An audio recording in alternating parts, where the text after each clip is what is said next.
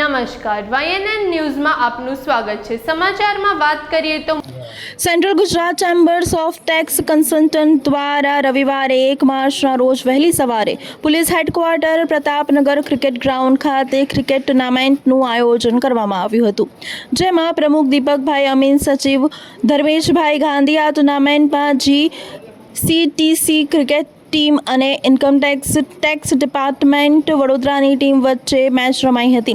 આ ટુર્નામેન્ટ યોજવાનો મુખ્ય હેતુ સભ્યો વચ્ચે આત્મીયતા, ભાઈચારો અને એકતા વધારવાનો છે, તેમજ આરોગ્ય જાગૃતિ, ફિટનેસ પ્રત્યે પ્રેરણા અને રમતો પ્રત્યે રસ વિકસાવવાનો છે। વિનર ટીમને ટ્રોફી પણ આપવામાં આવશે।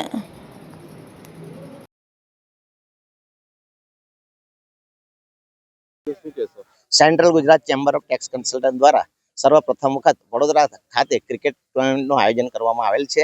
આજે પોલીસ હેડક્વાર્ટર પ્રતાપનગર ખાતે અને એની અંદર અત્યારે હાલમાં ઇન્કમ ટેક્સ વિભાગ વડોદરાનો ટીમ અને સેન્ટ્રલ ગુજરાતની ટીમ બેની વચ્ચે ક્રિકેટની રમત ચાલી રહી છે અને આ સર્વપ્રથમ વખત central Gujarat chamber of tax consultant દ્વારા એકતા અને સૌહાર્દ્ય તેમજ બધાની વચ્ચે પારિવારિક ભાવ ઉત્પન્ન થાય એ માટે ક્રિકેટનું આયોજન કરેલું છે અને ખાસ અભિનંદન વડોદરા પોલીસ તેમજ આપણા માનનીય પોલીસ કમિશનર શ્રી નરસિંહ રાવ કોમર કે જેમને આ માટે ક્રિકેટનું ગ્રાઉન્ડ અમને ફાળવેલ છે।